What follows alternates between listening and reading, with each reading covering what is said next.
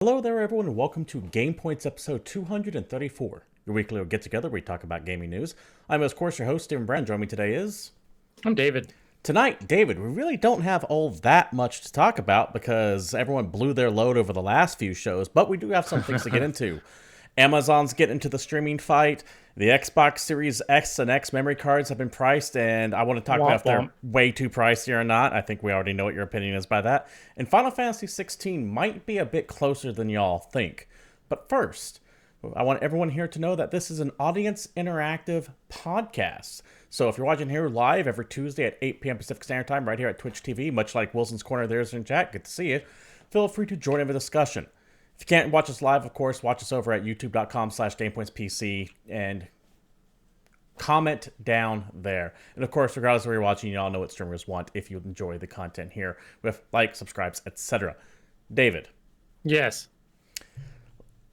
While we don't have any major stories I want to get into, we do have a bunch of them. So I'm just going to go ahead and go right into right now because chat's asking about it. Sorry, I'm also trying to read chat at the same time as well. Let's go ahead and talk about the Amazon Luna that was announced. Now, this news is coming via IGN, but you can find it in a plethora of places. Plethora. That's always fun. I don't know if that's actually the right use of that word, but whatever. We'll go with it. I like it. From IGN, Amazon announces foray into cloud video gaming streaming with Luna, a new service that will let users stream games directly from their internet-controlled device. Amazon Luna is a cloud gaming service where, for a monthly subscription, users can stream and play games directly on their TVs, computers, and smartphones. Luna is taking a page out of the Xbox Game Pass playbook and offers a subscription to a library of games called the Luna Plus channel, along with 4K streaming for $5.99 a month. The channel system is Luna's prime differentiating feature, as Amazon also announced a Ubisoft channel, which will come with the newest Ubisoft games on the day and date they launch. Amazon confirmed that the Ubisoft channel will require a separate subscription.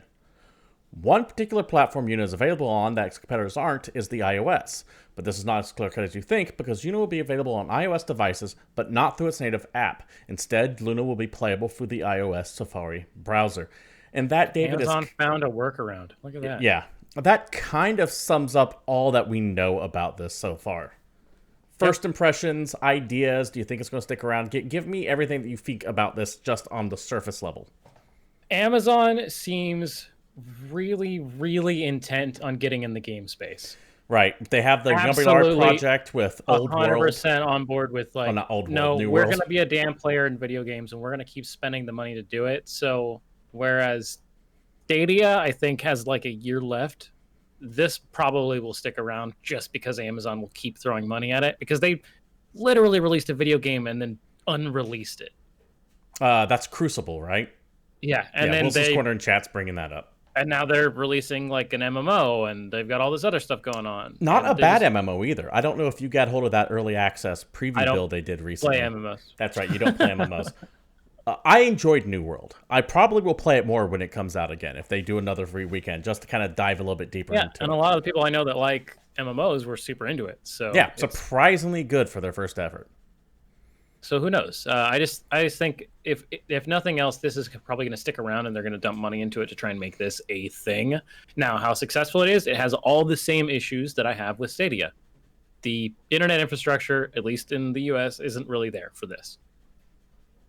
It works on the coasts and in Dallas, Texas, and that's about it. I agree. What do you think about the pricing structure? Because it's $5.99 100% better than anything that Google has thrown. Okay, but what about, say, comparing it to Xbox Game Pass? I mean, it's comparable. Actually, it's cheaper because Game Pass is going up in price. Okay. I want to know... Go ahead. Subscription and then you buy the games. This is a pay a subscription, get access to everything. This is what the initial pitch of OnLive was, if you remember them back in the day, which was like the very first video game streaming service, which I hell have used, because why not? I know what OnLive is, but I never used it, so I'm unfamiliar with the OnLive is the precursor to all of this stuff, and I used it to play Just Cause 3 on a netbook when I did not have any other way to play video games at the time. So $5.99 a month base. I'd be very curious to know what games come with that $5.99 a month, because it sounds like they're trying to do that a la carte thing, where if you want Ubisoft games, you have to pay this price, and if you want EA games, you have to pay this extra price. You know what this reminds me of? cable packages. Yeah. So we've gone so far around from having cable to getting rid of cable slowly as Netflix rose up to now all these companies branching back out to have multiple channels to having essentially cable again, but just online. Yep. All that is old is new again. Yep. Do you think that they do mention at the very end of the article that you can actually do this on iOSs as well, albeit with a workaround, but it can happen, and it's not too hard to figure out. Do you think that is going to be enough of a differential to actually pull people onto Luna? I don't think so. Not necessarily. Like, I know that iOS has a large user base for video game players. Yeah, it's not insignificant. Like, when Fortnite got pulled off iOS, they lost a pretty significant chunk of players. That's a thing that happened. So there's plenty of people that play games on mobile. So it obviously has a market. But again, it's, how quick is your internet? Or does your phone have 5G? And does this support it? And, I mean, no one has that anyway, so it doesn't matter. But I don't know. It'll stick around. I'm never going to use it. You're never going to use it. It's something that we're going to talk about frequently. One of us, for sure. But it's still a cool idea. I've talked multiple times about how I think that streaming video games at like a higher resolution and a higher frame rate than what your actual hardware can support is really, really cool. Yes. And I do think that's totally awesome option, especially if you're just like a student with a laptop. I will say that I think the only issue is you need to have the stuff in place for it to work. And that's my only worry. I will say that this has a greater chance of taking off than Stadia does. Because Stadia, for the most part, seemed dead on arrival. And who really talks about Stadia in any way, shape, or form? The only time I ever hear it get mentioned up is the occasional YouTube commercial. Yep, or like occasionally a video game release will come out on Stadia as well. Yeah, but even then, how often have we actually talked about that anymore? That's not a Ubisoft game, because Ubisoft is big on just having their shit everywhere.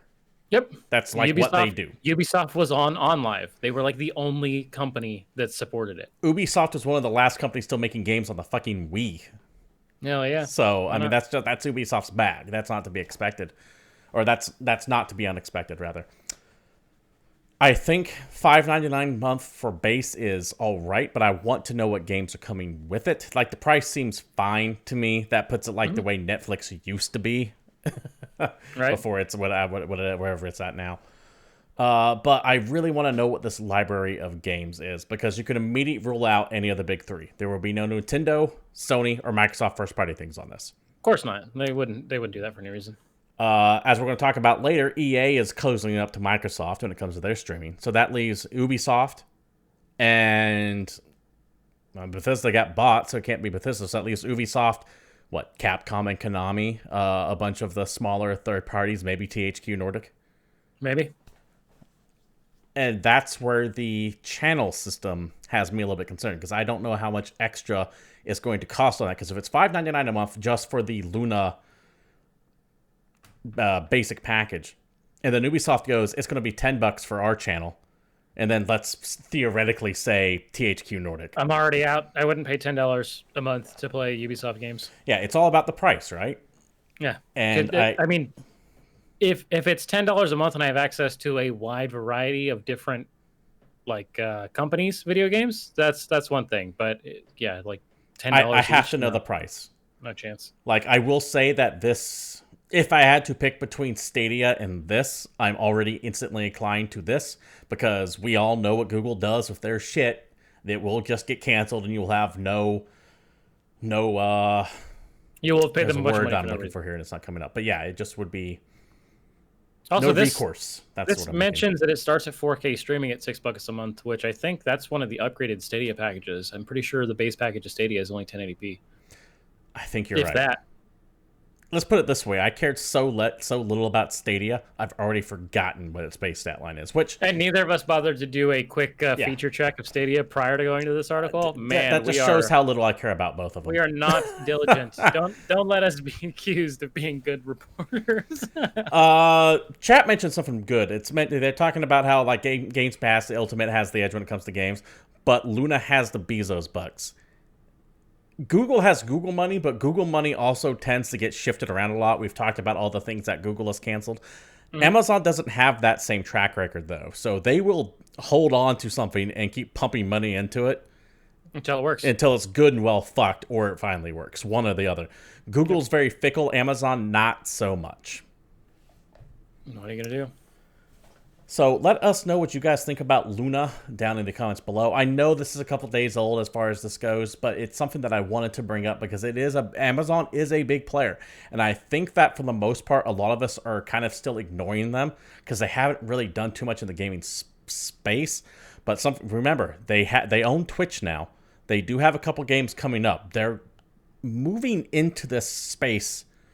I don't want to say aggressively, but it is coming.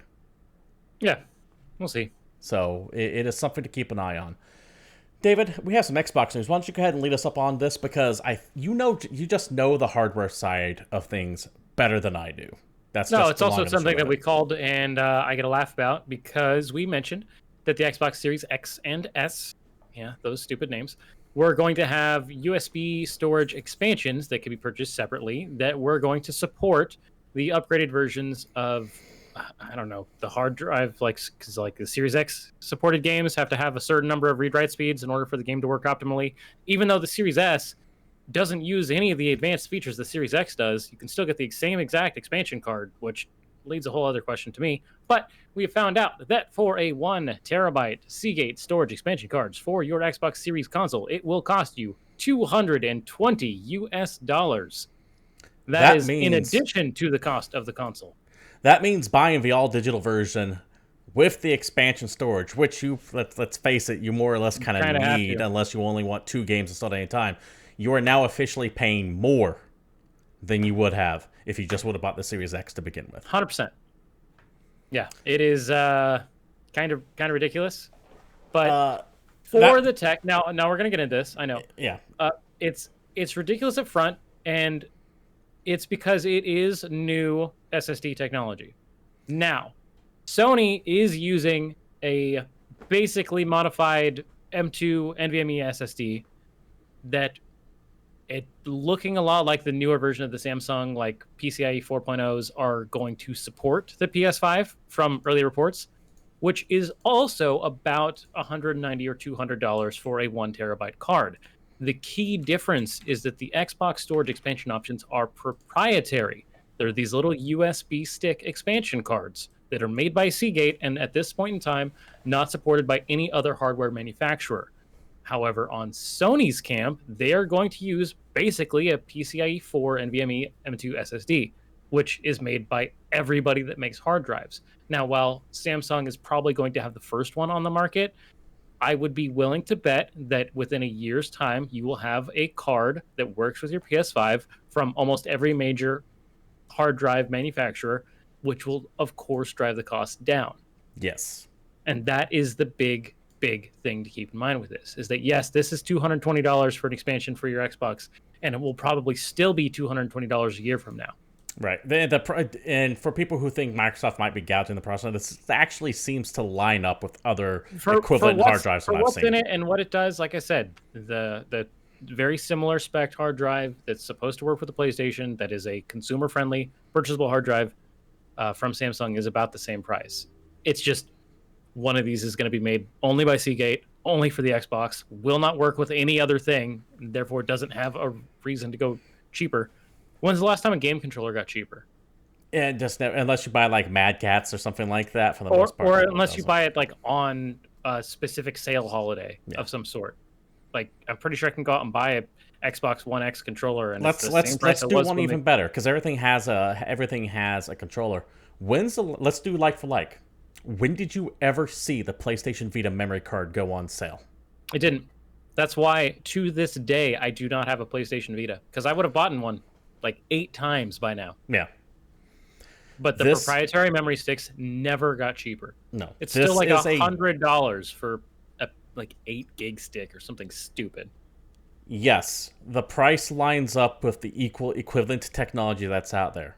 That does not mean that this is not a big mistake on Microsoft's part, and I think that it won't on its own won't fuck them, but this is an error that I think could have been easily avoided. because at the end of the day, what you're going to start having is this very tight, because the Series S doesn't only have like a 500. Yeah, 500 drive? gigs. So Call of Duty alone is over 100. true. So we're getting to that point where you're a 500, theoretically a 500 gig hard drive can hold, like if you put the right games on there, can hold maybe 2 or 3 of them. And by right, I mean like big ones. So let's say Call of Duty, and Red 2 Dead equivalents of it. Yeah, Red Dead Redemption, 3 to 5 games maybe total. Yeah. Now, if you're using the Series S as what we think it's going to be used for more, which is like a Game Pass box, and you're just playing small, mid-tier, A, B, C tier games, indie games, I mean, you could download tons of those and it won't really matter because those are smaller files. And if the eventual goal is xCloud integration and you're just using it to stream video games, then you're in the clear. It doesn't matter. Yes, that's something to keep in mind. None of that has been written in stone. None of that is absolutely confirmed. This is just maybe people use it this way. The other argument is, of course, that we are, because of who we are and the way we play video games, are completely ignoring the more casual side of the market, because there are absolutely people that buy Call of Duty and Madden every year, and those are the games they play until the new ones come out. Yep, there's a lot of majority of, I don't want to say majority, but there are a lot of people who buy maybe at tops 3 games a year, period, end of story. And they'll be perfectly happy with a 500 gig hard drive because it'll last them a year and a half, and then they'll just delete the game they don't play anymore. That's very true. We could be too close to the forest for the trees on this one. Yep. Anyways. But that being said, I think that proprietary memory cards are stupid and dead and shouldn't happen, especially now. Nope. There's no reason for it. Absolutely no reason for it. I don't even see how this brings the price of the system down. Right? That doesn't it? I don't get it. I don't understand. There has to be some kind of tech thing behind it, though, because I'm not the only thing that would make sense is if this USB storage expansion option makes its way to like mainstream computing. It becomes something that like I can plug a crazy, wicked fast USB SSD stick into the back of my computer on like a USB 3 port and get really fast read-write speeds. But I don't think it will work that way. Do you think there's the possibility of? I know we kind of touched on it earlier, but I don't know if I got a 100% sure on this or answer on this. Do you think there's a possibility of a third-party equivalent of this coming up where they can do like some kind of workaround? Because that happens. Maybe. But even then, I don't think that it's going to be like supported for Series X enhanced video games. You know, it'll be a USB storage expansion that technically works, but so does any USB storage solution. Xbox is really trying to tout those load times, and I have to wonder if they're tied into specifically this kind of hard drive. Yep. Because that's something. Which is the same argument for Sony. I mean, right? They're doing the same thing. I just don't get it, but it is what it is. So yeah, $220 USD for the expandable cards for the Xbox if you want a terabyte drive. They will launch the same day and date of the systems themselves. It's true. David? Yes. Among Us has been very popular over the past few months. Took them 2 years to hit their stride. Grats to those guys. I'm glad you mentioned 2 years because it's actually important to the upcoming story. I have yet to play it, but I kind of want to. But my game playing times, I don't know if you noticed, tend to run counter to what our group normally plays games on. Makes sense. So, and that is definitely a game that you want a dedicated group of people to play with. You want 8 to 10 people. You can also just play it with randoms. You can, but I think it loses some of the stuff. It's like trying to play things like Resistance or One Night Railroad with a bunch of randos. I don't think it quite has the same panache. Yeah. It's only close. I would agree with that. It's only fun with close friends because you get real violence sometimes with some people in that game. It's the new Uno. It's for destroying friendships. You did bring up the important part I want to mention, though. This game is 2 years old. Yes. And was just now discovered, and this is once again one of those powers of Twitch. If it wasn't for Twitch, this game would suddenly have just shot up like it did. Yeah. But since it was 2 years old, the developers were thinking about what to do for Among Us 2. Well, because keep in mind that the game was almost destroyed by popularity because people couldn't even match into rooms, and it was hard to play the game because of how popular it got. And they're like, the code doesn't support how many of you are trying to play it. We have to redo a lot. And they weren't expecting it to suddenly blow up like it did because the game's been out for 2 goddamn years. If you're not familiar with how game sales, the sales figures of games go, you get an extreme burst of activity within the first week, that's going to be roughly 90% of your sales.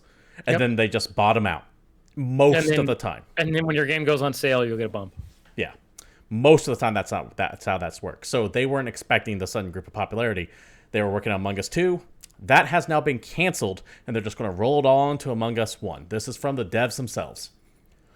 Us devs have had several long discussions about what we want to do with the game. When do we stop working on Among Us 1? What content goes to Among Us 2? The main reason we're shooting for a sequel is because the code base of Among Us 1 is so outdated and not built to support adding so much new content. However, seeing how many people are actually joining Among Us 1 really makes us want to be able to support the game and take it to the next level. We have decided to cancel Among Us 2 and instead put all of our focus on improving Among Us 1. All the content we had planned for Among Us 2 will instead go into Among Us 1. This is probably the most difficult choice because it means going deep into the core of the code of the game and reworking several parts of it. I appreciate the devs for taking this stance. I get it because while the game might have been out for 2 years, for most people, this game might have only been out for like a month, and they won't even notice that it's been out for 2 years already. Yep. And if you're playing a game for only a month and then instantly the sequel gets announced and they're like, it's coming soon, that would piss people off. Well, not only that, it would potentially drive people away from this game as they wait for the next one. And it's really more of a let's strike while the iron's hot. We got all of these people that love our game. Let's get as much content as humanly possible into it to try and keep them here. Right. I also agree. Improve the service up, add new things to it. This is a game that's like $5, but you can buy hats and you can buy little friends. Yep. And the more hats and little friends that they add to their video game, the better off they will be. It's very much that Fall Guys model. I mean, TF2 is still going strong. Yep. And all they did was add hats. So I can see why they would want to put their focus onto Among Us 1 instead of making a sequel to it. What I think is actually probably going to happen here is that they'll focus on Among Us 1 for a couple months and then start building up Among Us 2, because you are right when they said the code was just not meant for this many people. They have to kind of build a new game from the ground up to support that. I think and this is just speculation, but I can see the devs of these guys trying to, and it's going to sound worse than I actually mean it, play both sides against the middle, as it were. I think that, yes, put a lot of time and effort and research into Among Us 1, but you need to start thinking about the sequel to it now, because now that you know how it's going to work. Or they don't at all, and they just try and make this a forever game, in which case they just add as much little DLC and content as they can and use that money to funnel into improving the code of the game so they can try and keep people hooked for as long as possible and just ride this wave. I get what you're saying there, but when they're saying that the problem lies within the core code of the game, I don't know enough about the tech side of things. We've seen games that were broken and destroyed and ridiculed upon launch come back as whole new entities. Imagine a game that people are loving and dumping money into with support of the community working on fixing their game to be better than it was. I could be a little bit cynical on this, I will admit on that, but there's a difference between, say, the No Man's Sky situation, which was busted at first, but had like the idea of being kind of what it is now, and this game, which launched as what was supposed to be a small little indie title and a few people played, and now suddenly it is grown beyond the original scope of what it was meant to be. Yep.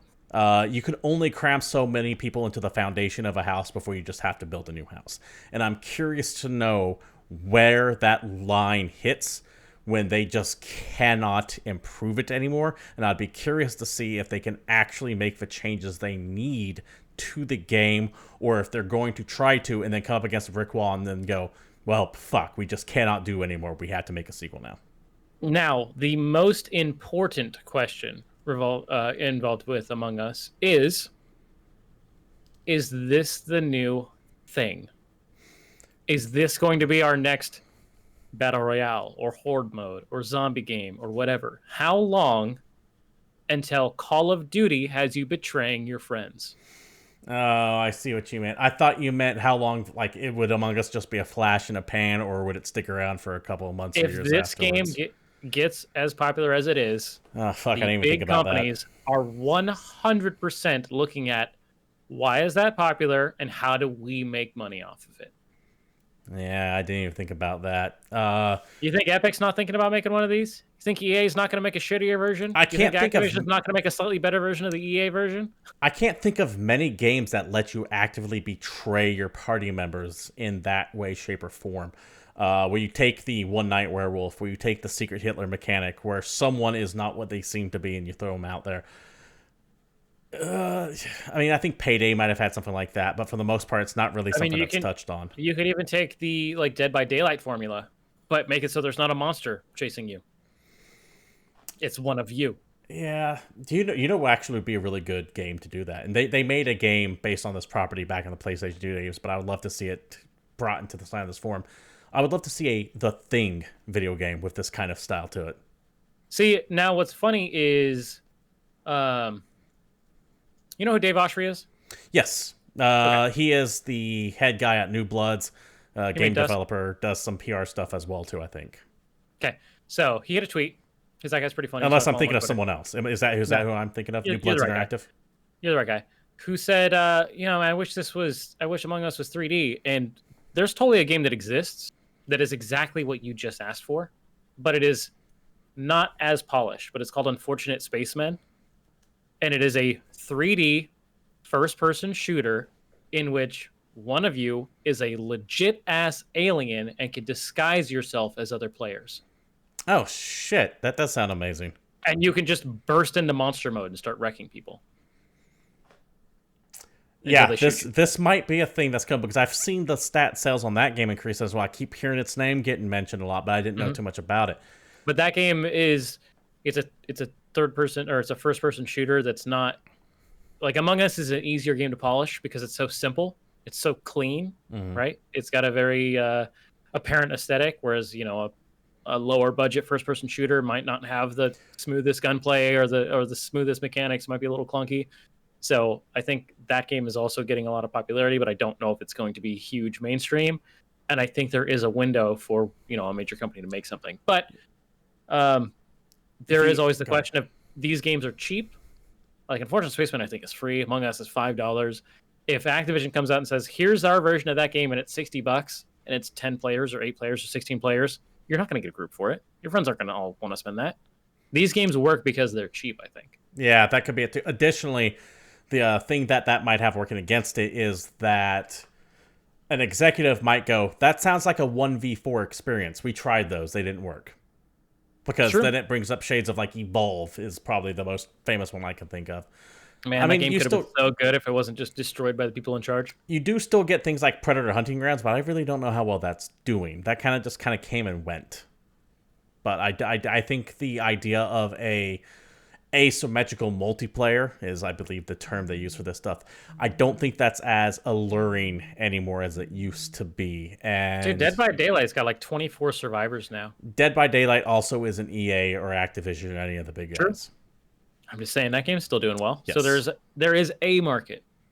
But it's not big. I don't think it's big enough for what we're talking about here. Plus, I also think you're right. The reason why this works so well is because they are perfect setting for party games. Which people kind of go in understanding I get to be a dick to my friends. But once you start adding more and more of a competitive element to it, the being the dick to your friends starts turning into actual fights. Who knows?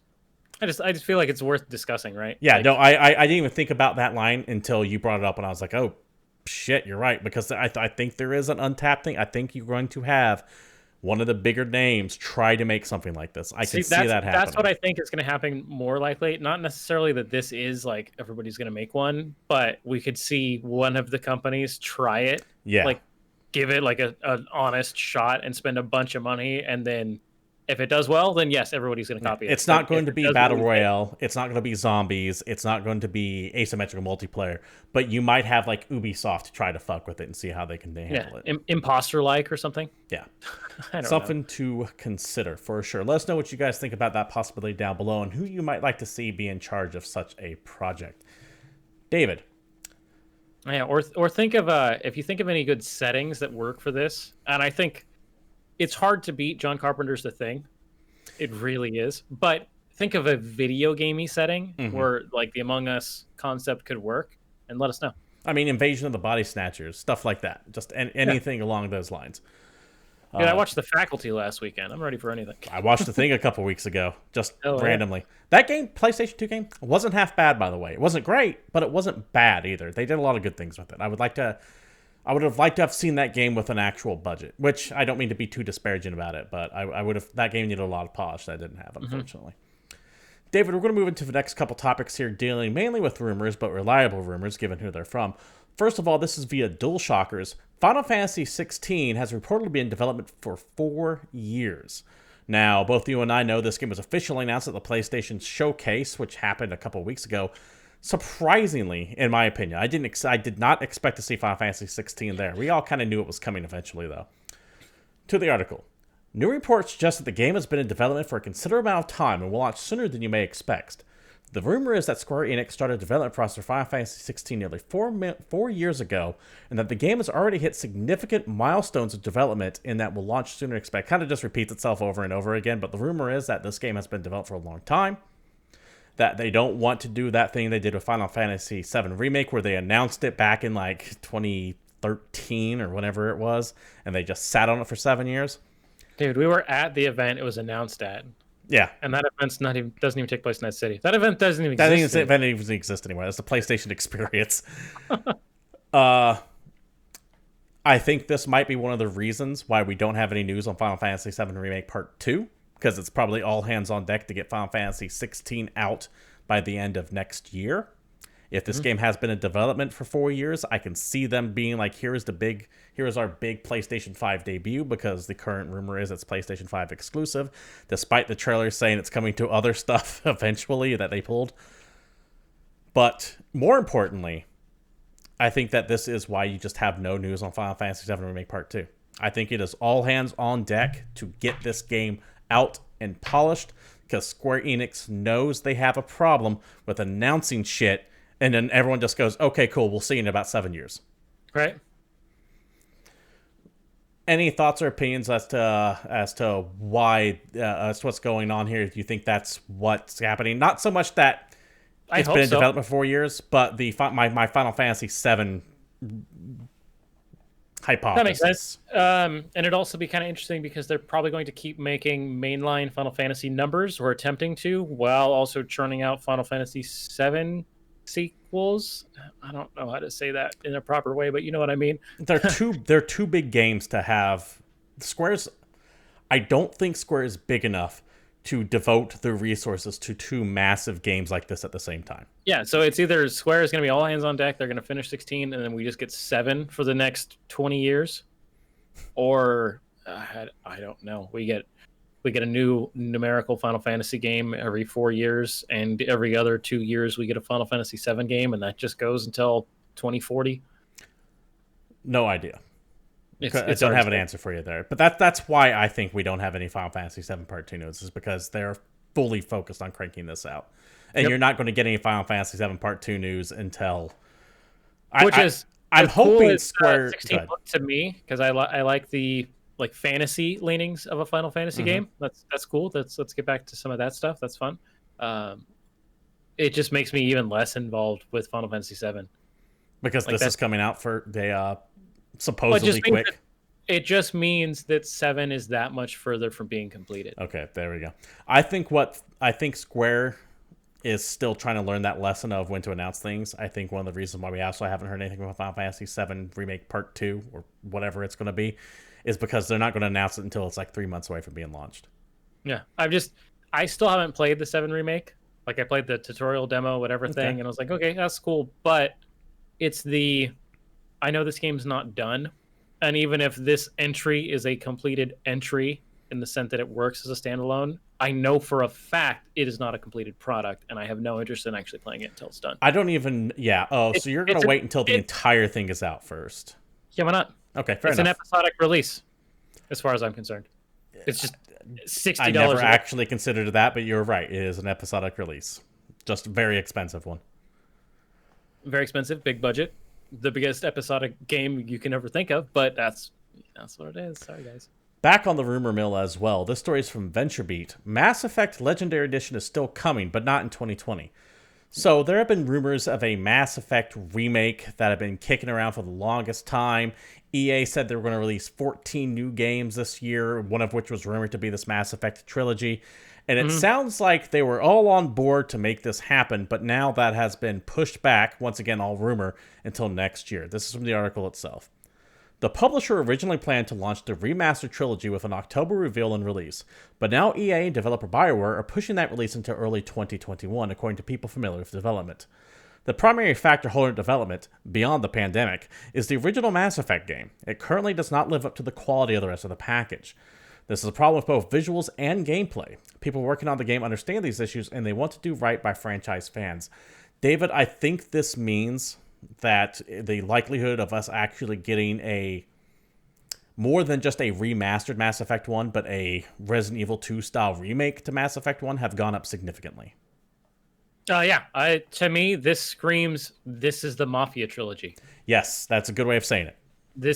The first one is just completely redone because it's so old and feels so very dated, especially compared to current And it is games. really hard to go back to that first one. I can make the case that the first one is the best of those three original games, but it's real hard to go back to it because the pacing's off. There's a lot of change to it. We're in that era where like certain 3D games are like difficult to get back into just because the mechanics themselves feel dated, or the way the controls work, the way the camera works, or just the way the game looks. Like, I can't play a PS1 game anymore. I don't think you can play a PS1 game anymore. I tried playing Final Fantasy VII, like the original one, recently. It just, I can't get over how it looks anymore. I just can't. But the problem is that you're trying to play Final Fantasy VII on an HD monitor, an HD TV. You're not playing it on an old 14-inch CRT, which is what that game was made for, and probably still looks great on. And this is actually, like, our visual tech is starting to get good enough that it's not just the early 3D games. It's like those middling 3D, like PS2 games, even some PS3 games are starting to look very dated. Hey, Kingdoms of Amalur isn't that old, and it still looks dated, even on the remaster. That game's like 8 years old. Yeah, but it's still not that old though, and we're getting to that point, like you said. It's just hard to go back to some of this stuff. But I think part of the issue is the industry's obsession with remasters. If we didn't have any remasters, like if Last of Us was still just Last of Us and there wasn't a PS4 version of that game, you could probably go back and play it because you wouldn't be acclimated to all of these older games getting a remaster treatment. And so The Last of Us is a great example. The Last of Us is a great example to use because that really did feel like a pointless remaster. Right at the time, why would anybody want this? When it came out, this game just came, why would I need this? Now it's almost necessary. Yeah. I do think that this really means that they're just going to remake Mass Effect 1 and try to make it look like Mass Effect 2 or 3. I know that might piss some people off because you have a lot of the diehard people saying, no, Mass Effect 1 was the only role-playing game of them all, and I get that. There's a valid argument to be made there. But if they can make it look like Mass Effect 2 or 3 while keeping the same core gameplay and like explorability of Mass Effect 1 in there, I think this might be something that's really cool. Did you ever play the Mass Effect trilogy, by the way, or is it just something you're familiar with? I'm just aware of it. Okay, fair enough. I wasn't sure how too deep I wanted to get into the weeds on this, but it's kind of hard to do without someone who is also equally nerdy on Mass Effect. As nerdy on it as I am. So, let us know what you think about the Mass Effect Legendary Edition, by the way. Would you play a remake of the first one? What if it was going to play like Mass Effect 2 or 3? Because those games are very similar to each other. Of course, comment down below. David, I'll let you go ahead and take the next couple here. All right. This is the most pointless story in the world, but this is from Konami on Twitter. I gotta be mad at them. I have to. 3 classic Metal Gear games are now available on GOG.com. You've got Metal Gear Solid, I think the original Metal Gear. We also have Metal Gear Solid 2 Subsistence. Sorry, Subsistence is the third game's collector version, legacy version, whatever. And the Konami Collector Series, Castlevania, and Contra are all available on GOG and other services. So, why aren't these on Steam? Why aren't these on Steam? Yeah. Because they're not. I mean, I think you could potentially get the old ones still, but these aren't remastered. They're not anything. It's just you can play these games on PC now. They look exactly as they did before. Metal Gear Solid is probably a little rough to go back to because, again, this is while a mid to late era PS1 game, it is very much a PS1 game. Metal Gear Solid 2 probably holds up quite a bit better. I keep hearing rumors of another Metal Gear Solid remake, by the way, in the lines of like the Twin Snakes, but just redone for even more modern audiences. See, and that would be their absolute best bet for Konami to try and get my money again. But at this point in time, I just don't want to support Konami. So I'm not gonna. Also, good call, chat. GOG goes out of their way to license older games because GOG is the best video game service you can play on. That's true. Aren't they owned by CD Projekt Red? I can't remember. Yeah, I have to look this up. Why don't you go ahead and go into the next? They're 100% related. Yeah, chat says they're owned by CD. They are. Okay, excellent. CD Projekt goes to great lengths for this stuff. Okay, I keep forgetting that they're more or less one and the same company. All right, and from some of our favorite studio, Larian, we've got some good news and bad news. A tweet from them recently. First, the bad news, they delayed the game to October 6th by 1 week. Their guiding principle of early access is that there's fine for smaller bugs, but they had some stability issues. They fixed those, and now they're having translation problems. So their localization team's a bit behind, so they pushed it back a week. And the most important part of this story is that they changed their handle on Twitter to Baldur's Late when they tweeted this. I didn't know that. Yeah, I completely did not pay attention to that. Thank you again, Larian, for being constantly hilarious. Baldur's Gate 3, it is one of my most anticipated games this year, and it's just the fucking early access to it. Yep. Baldur's Gate 2 is arguably in my top 5 RPGs of all time, with antagonist John Andronicus often making my list of best video game villains ever, up there with Kefka and Shodan. It is a extremely lofty bar they have to hit for me to knock this out, and I trust in Larian to do it. Yeah. Something else that's pretty exciting, I'm happy about. Torchlight 3 officially launches October 13th. It's been in early access for a little while now, but it's going to be launching on Steam, Xbox One, PS4, October 13th. The Switch release will come out later this year, and it's launching for $40. I am so glad they read the tea leaves on this, because they were trying to do that Torchlight Frontiers thing. It was quasi-MMO. Yep. I did stream a little bit of it. When they were trying to be an MMO, and that's not what I wanted, right? Yeah, if you go through the VODs, you can probably find the old Torchlight Frontier stream that I did of that. It did not feel right, and I think they realized, okay, this is kind of fucked up. Let's just go Torchlight 3. Yep. And that's all I want. Everything that was going to be in Frontier was just moved over. Right. This will be a nice little thing to tide me over until Diablo 4 comes out, because I am a fucking bitch for Blizzard, despite how much I hate them currently. Yeah. You're a fan of Torchlight. Yes, I am. You like Torchlight better than Diablo? Oh, considering I've played more Torchlight than Diablo, yeah. Okay, there you go. Do you plan on getting this when it comes out?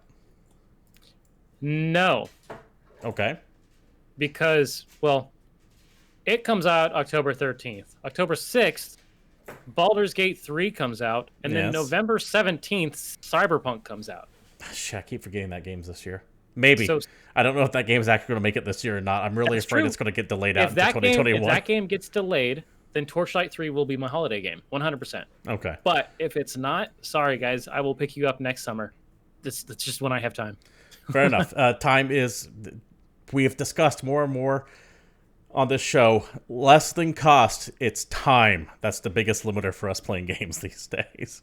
For me, it's definitely both. I have to be pretty choosy. But this year, I've not spent any money on video games. I've been waiting for this dream holiday season. Really? You think this is a dream holiday season for you? Yeah, dude. Baldur's Gate and Cyberpunk. That's all I need. It just feels barren to me. I'm not saying that. I'm not disparaging Baldur's Gate. I'm not disparaging Torchlight. I'm not disparaging Cyberpunk. But normally it feels like we have this massive deluge of titles coming out right now, and it feels we have just a massive deluge of titles, but I don't usually care about most of them. I know we have the new Call of Duty coming up, but that seems just quiet on all the channels. There's the Ragnarok game, or Valhalla rather, Assassin's Creed Valhalla, but I'm not hearing any buzz about Valhalla. It's more focused on Immortals Phoenix Rising now. It just feels barren this year. It's not. There's still a lot of stuff coming out in the next few weeks, but it feels artificially barren right now.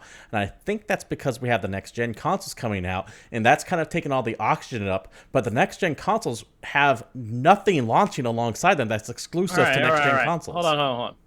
We're going to take a little adventure. I'm going to go back through the top 10 holiday 2019 video game launches. Okay. And let's talk about what we would be super crazy excited about, All right. Shenmue 3 was a big deal. Gears 5. Okay, Gears 5, I didn't buy it, but it is on my list of games to play. I do want to play Gears 5. Borderlands 3. I bought it, played it. It was, it felt like it was 5 years too late. The Link Awakening remastered. Real good. A game I was legitimately excited for. Outer Worlds. Not as good as I wanted it to be, but I was hyped up for it. The game I was excited for. Modern Warfare, which turned out great. Luigi's Mansion 3. Real good, actually. Death Stranding. Love Death Stranding, too. Jedi Fallen Order. That was real good. And Pokemon Sword and Shield. So, of that list that you gave, of the 10 games right there, I'd say 6 of them I was, like, decently hyped up for. Borderlands 3, despite what it turned out to be, I was actually hyped up for. Death Stranding, I was really hyped up for. Jedi Fallen Order, not at first, but within you got like 2 months of launch, I was really excited for, and that panned out. I actually really liked Jedi Fallen Order. That Link's Awakening game was really good. It just felt like I had more hype in 2019 than I did in 2020. I was going to go back to, now for me, of that list of 10 games that people were excited about at winter last year, I played 2 of them. Fair enough. Like understandable. So, I don't know. So for you, it's just kind of, I get it. I get it. I can only really pick a couple of games every year. That's how I do it. It just feels like it's it barren. Doesn't feel as dry because I don't play as many games as you do. Also so, like, understandable. There being 2 games I'm excited about is enough. Like, I don't go to concerts. I don't buy music. I don't do anything other than fucking play video games for my free time. Dude, I got 5 new vinyls in the mail today. Yeah, see, exactly. It just feels, and once again, I'm not disparaging this year, and I do think that the death of hype as an overarching thing is a good thing. It just feels like companies as a general vibe are really dialing back on it this year, and I'm actually glad for that, because we've talked before on the show as well that I think hype is killing this industry. So it's refreshing to see everyone kind of pull back from these hype trains. The question is it because it's actually barren this year, or because they just don't want to talk about anything this year because no one really knows if anyone has any fucking money with everything being on lockdown for a while? They're trying to keep their investors from getting too freaked out. And it's also a weird year because we didn't have events, and Wilson's Corner, thanks for mentioning the holiday is missing hype. There was no real big events because we didn't have those big crowd-fueled in-person events this year. Yeah, we didn't have a massive E3. It just kind of trickled out over 2 months. We just saw a ridiculous amount of content streamed directly to individual people, and everybody's reaction was later, after the fact, on YouTube comment sections and on Twitter and on video game blogs and every other place in the world. But there wasn't that crowd of people yelling and screaming their lungs out that you could hear on the stream. You didn't have the people freaking out when they see Shenmue 3 revealed or anything. It just didn't happen. Yeah, that could be part of it too.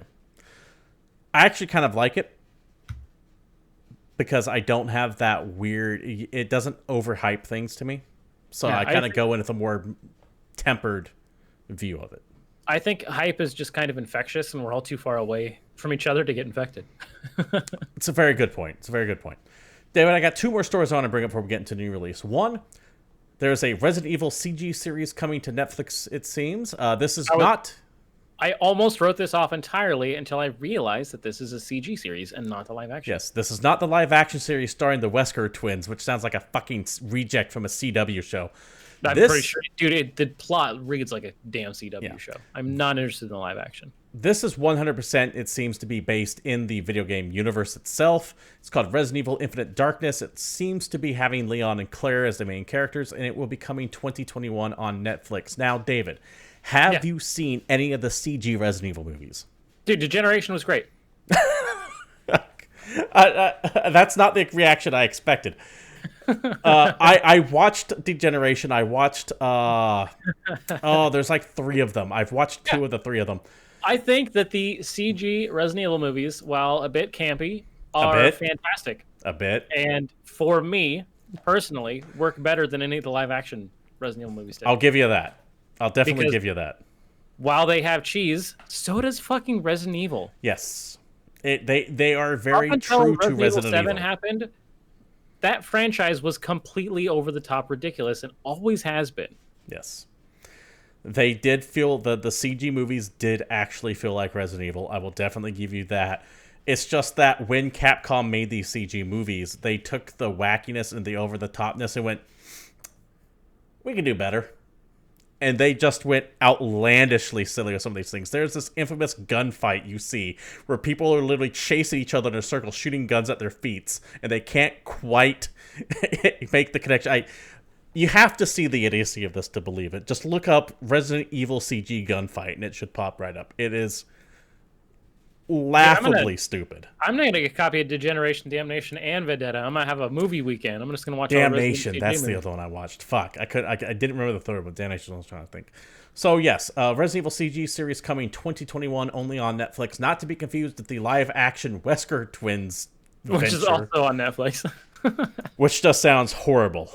And then finally, one update on the seemingly never-ending Apple versus Epic slap fight over Fortnite. A judge essentially said, hey, this should probably go to a jury trial. So expect this to go on until July 2021.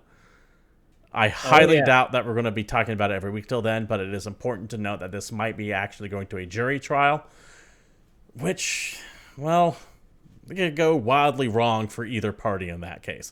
If we were going to stick solely to legalese and what is written in contracts, I think Apple would be able to slap down Epic hard. But you put this up to a jury trial and it becomes less about what the law says and more about who people hate the most. Hell yeah, let's leave it up to 16 Yahoos. That's what I like to do. Hey, it works for... Never mind. I was about to say something. I didn't open up a can of worms. David? We don't need to talk about that. This shit's going to go on. And by shit, I just mean everything in general. Yeah. At least until next year. I am a very, very bored person waiting for events to happen, and I need stuff to keep myself entertained with. So what can I do to keep my mind thinking about the hellscape we're all currently in? How can I keep myself distracted? Well, I got a couple things for you. It's been a whole week since the Panzer Dragoon remake came out on PC, but now you can play it on your PS4. All right. Didn't play for PC, but sure. Yeah.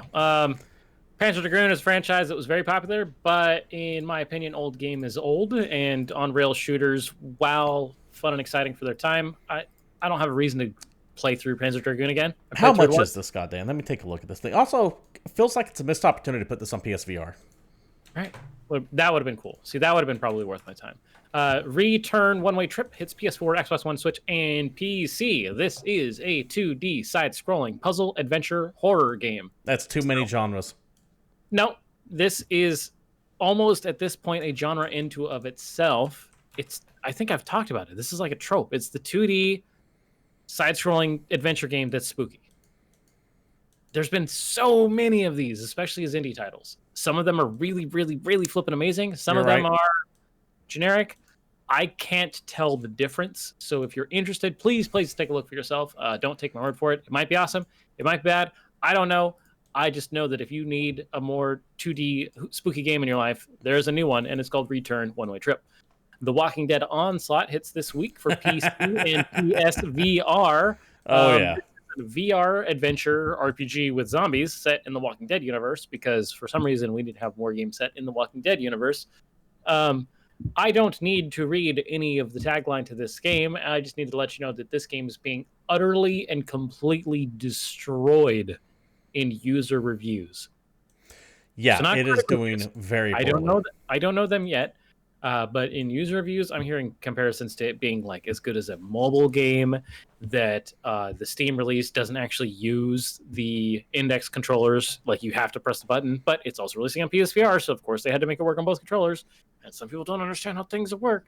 But I've heard it's a bit rough. The voice acting's not the best, except for the fact that apparently Norman Reedus showed up to actually voice Daryl, but the entire time sounds like the Harrison Ford overdub narration to the original cut, theatrical cut of Blade. Where you could tell he kind of like phoned it in to cash a quick check. Like, it sounds like he was just over the phone just reading the lines, and people are not stoked about it. But if you are desperate to spend your hard-earned VR bucks on a Walking Dead video game, more power to you. Projection First Light hits PS4, Xbox One, Switch, and PC. This is a puzzle platform adventure with a mythological shadow puppet world. You're going on an adventure with Greta, meeting legendary heroes. And aesthetically, this game very much looks like Limbo. You know, it's got that very dark, kind of grayscale look, except for instead of being a black background, it's got more orangish hues to it, but that's the vibe I get. Adventure game. Spelunky 2 hits PC. I feel like we just talked about this game last week. It's Spelunky combined with a sequel. So if you like the first one, you're going to like this one. If you didn't like the first one, you're not going to like this one. Orange Blood hits PS4, Xbox One, Switch. This is a pixel graphics RPG. This is a turn of the 20th century, except for weird historic timeline RPG set on a man-made island off the coast of Okinawa. And I don't know. It's an RPG. It looks very RPG-ish, 16-bit. Super Mario Brothers 35 hits Switch. This is that not Super Mario Battle Royale, but Battle versus, I don't know, whatever, Mario Balloon Fight. Let's go. I still say it reminds me a lot of Tetris 99. I don't need to sell it to anybody. Star Wars Squadron hits this week for PS4, Xbox One, and PC. I'm torn on this, David. This I think looks cool. My VR unit is on the PlayStation 4, but I like playing my flight games on PC. See, that's rough. But Star Wars Squadron, to me, looks very much like the old X-Wing games, or what they ended up turning into. Well, it was X-Wing, that was X-Wing versus TIE Fighter, and then they had X-Wing Alliance, and then they just stopped making them. Okay. And then there was like the Jedi one. I don't know. There was a bunch of... there was the PlayStation 2 ones, which was like Jedi Starfighter and... Because they like kind of continued after the GameCube games. But those were far more the old arcaded. Star Wars third-person fighter games, I think, were cool. I know they didn't really work for you, but I don't care what you think. This is one of those in VR. So my main concern with this is that the campaign is only going to be like 2 hours total. Yeah, I know that's your worry, and then it's just going to be like endless battles, stuff like that. But who knows? Crash Bandicoot 4, It's About Time, hits PS4 and Xbox One this week. Look at that, a Crash Bandicoot game that launches on Xbox. That's weird. Did you ever think you'd see that? It's real weird. I think it looks pretty good, honestly. It does look good. I was never a Crash Bandicoot fan, but I look at this and go, that looks like a solid game. Yeah, it looks like a very solid like action platformer. They've got some cool level things going on where you can go back into levels, but then there's like crazy effects that happen to the world. Like it's the same world stage 1-1, but now everything's ice. Or now you're playing in grayscale. Or that's a really cool idea too. The whole remix thing, everything's slippery. Like or play it backwards. Yeah. Dragon Lapis hits Xbox One and PC. This is a very much classic 16-bit looking JRPG. Dawn of a new hero, a tale spanning 1,000 years, now begins to unfold. It looks like the old school like Final Fantasy IV. It looks like any other like Super Nintendo era JRPG to me. Okay. Which I'm not saying that in a bad way. If you're into retro RPGs, this very much looks like it'll be up your alley. I just am worried that it's going to be a really long game, and I don't have time for long games anymore. And something that I had to add to this list, just because of what it is, Gentian Impact is a Chinese video game that came out this week and is available for PS4, PC, iOS, and Android. This goddamn thing's everywhere. I actually forgot to add this to the list. The reason I had to put this on is because this is the Breath of the Waifu game. This is the game that a guy smashed his PS4 in front of an event in Japan because Sony was copying Breath of the Wild. Even though this game is not made by Sony in any way, shape, or form, it is just a game that is also on PS4 and among other places. Aesthetically, it desperately looks like Breath of the Wild. Yes. But the key difference is that this game has no weapon degradation, this game has co-op, and it's a free-to-play gacha game. This is not Breath of the Wild, though it desperately looks like. Now, for those not in the know, what's a gacha game? A gacha game is made popular by mobile titles called gacha, in that they are trying to get you hooked on the game through some kind of loot-based mechanic, usually unlocking characters in various video games, especially like, remember that Fire Emblem game that came out on mobile? Yep. It's all about the busty anime wenches. That's how these games have always worked. You're spinning your little lottery wheels, and you're using your scratcher cards, and you're spending your hard-earned dollars to get more loot boxes so that you can try and get the cuter girl to join your squad so that you can keep playing the video game. That's how gacha games, I think, have always been. But I don't know if that's actually the definition. That's just my assumption. So if I'm wrong, I'm wrong, and I apologize. But, there you go. Fair enough, David. That does it for new releases, which means that brings us to the end of the show. This has been GamePoints episode 234, and thank you all very much for showing up. We do this show every Tuesday at 8 p.m. Pacific Standard Time right here at twitch.tv/GamePoints, so feel free to drop on by and join the conversation like Wilson's Corner did in chat and so many of you lurking as well. If you can't watch the show live, you can do so over at youtube.com/GamePointsPC to find up old recorded shows on there, and regardless of where you watch us at, you know what streamers want. Follows, notifications turned on, likes, bits, subs, all that good stuff. I do regular streaming Monday, Wednesday, and Thursday as well, so keep an eye out for us there. If you want to follow the show on Twitter, you can do so at GamePointsPC, myself at CapitalistPig21, and David there at PalShive_Satori. This has been GamePoints. Until next time, we're out of here.